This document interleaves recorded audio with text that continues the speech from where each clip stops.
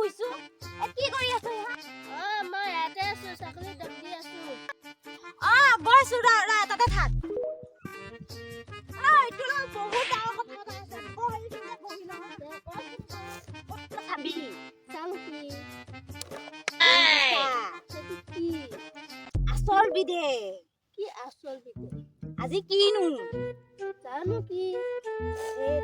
তইনো একো গম গতিয়ে পোৱা নাই নে আজি কি নাই পোৱা আজি শিৱ আদি নহয় জানো খাবি মানে আমি নাখাও মই এটা বুদ্ধি পাঙিছো শুন বুজিছ प्यारी समझ गई কমখন কাজিয়া লগালে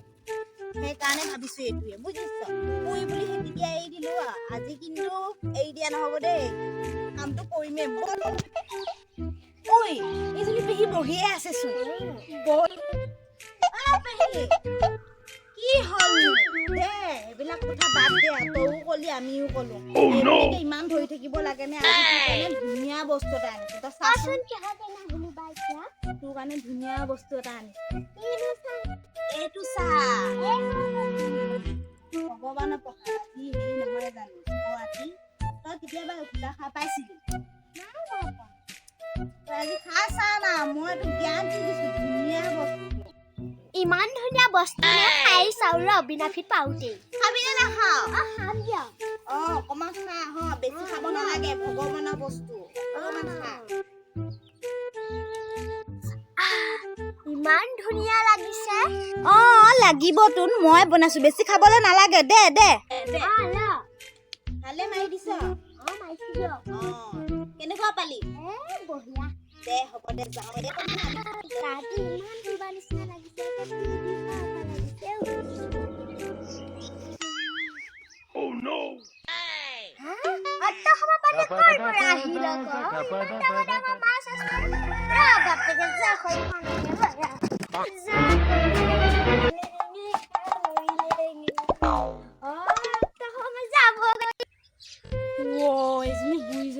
মাছকে দেখিলে একা পানীয় হৈছে নেকি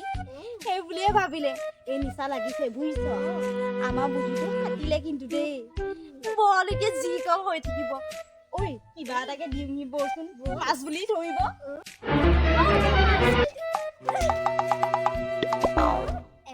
নুঠিলে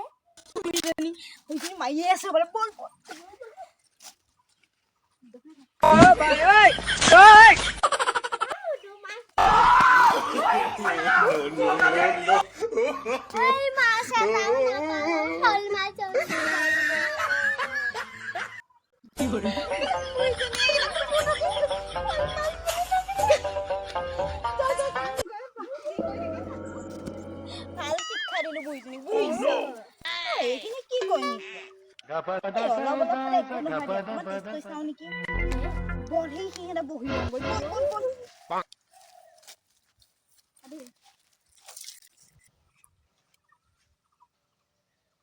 বহিয়া আছে দে অকমান খাই লওঁ